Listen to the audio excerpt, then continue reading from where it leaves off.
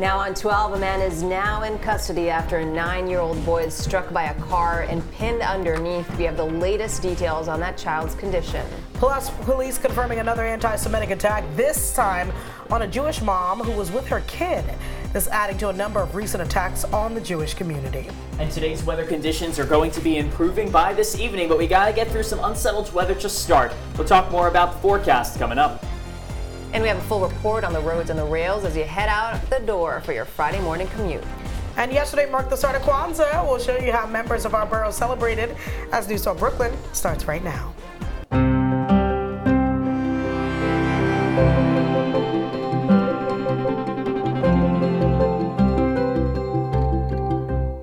Good morning, and thanks for joining us here on NEWS12 Brooklyn. I'm Michelle DeBonin for Gianna Gelosi. And I'm Aisha McKenzie. It is Friday, everybody. We made it to the end of the week, so let's get to meteorologist Mike Rizzo, who has some good news to start the weekend off for Friday us. First. Right? Gotta do the dance, right?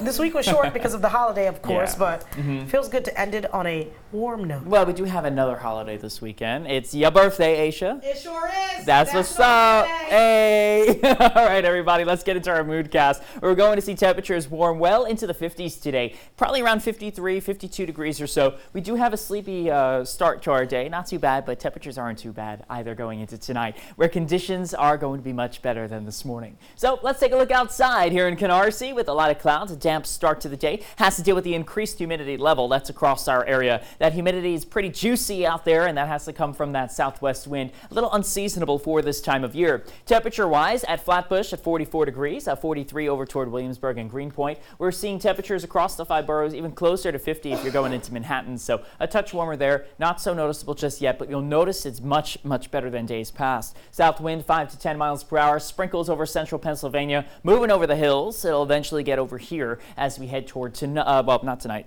later on this morning. And then by tonight, the cloud conditions start to get much better, and we do see decreasing clouds and improving sky conditions as we head into the late night tonight. We'll talk more about the forecast coming up.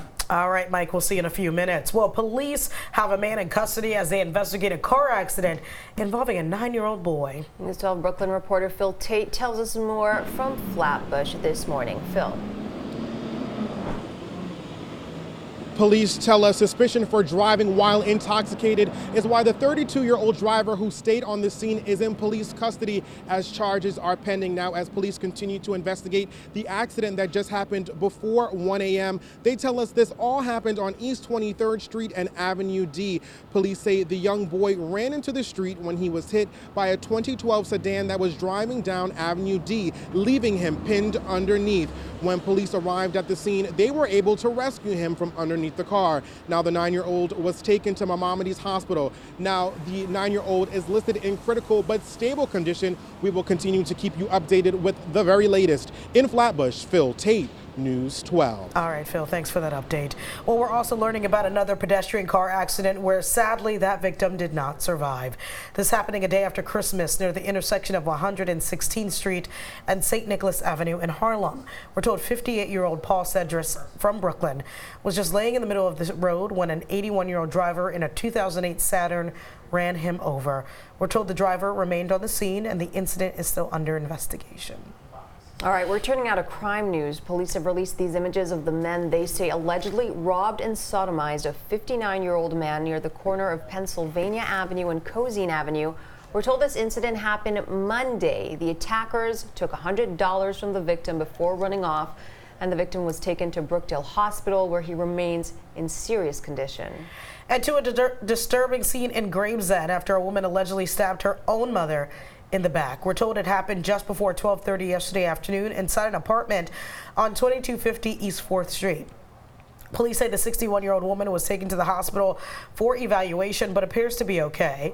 And we are told the 41-year-old daughter has not been arrested or charged.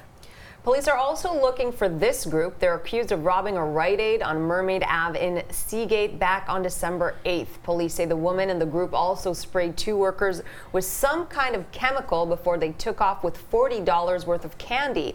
The employee was treated at the scene and they are okay.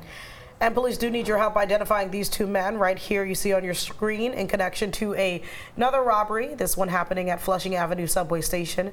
We're told the incident happened just last Sunday as a 33-year-old man was walking up the subway stairs.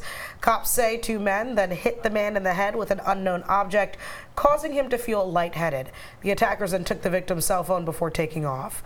Of course, if you recognize those men or know anything about what happened, give police a call. That number is 1-800-577-TIPS. And remember, all calls to Crime Stoppers are kept confidential. Another hateful incident in our borough is under investigation. It's the latest in a disturbing string of anti-Semitic attacks recently here in the city. The most recent attack happening in Gravesend, where a 34-year-old Jewish woman pushing her 3-year-old child in a stroller was struck in the head by 42-year-old Ayanna Logan. Logan was arrested yesterday afternoon and is now facing charges, including assault and a hate crime and acting in a manner endangering a child. People in the borough reacting to the rise in hateful attacks. It's really scary to know that 2019, 2020, even in my home of Crown Heights, which is tons of Orthodox Jews, I still have to be careful about walking down the streets, and even more careful about my fiance walking down the street. Every night we're adding another light of Hanukkah to bring more light into this world, and unfortunately the light is getting a little bit diminished, and we're not gonna let that happen. And police releasing this video from one of the attacks on Tuesday on Kingston Avenue in Crown Heights. They say a 25-year-old man was walking down the street when a group of men started yelling profanities at him, and police say the victim started recording them. That's when this man threw a drink at him before running away. There were several other incidents this week. In one case, 2 young boys were beaten and harassed by an assailant. And on the Upper East Side, a 65-year-old man was punched while the attacker also yelled anti-Semitic slurs. Well, the subway system is the main source of transportation for many New Yorkers. But the question is, how safe do you feel when waiting on the platform? NYPD Chief of Transit telling NEWS12 subway crime is at an all-time low. In the early 90s, crime on the rails was at its height with an average of 48 crimes per day. But now there's an average of 6 crimes a day.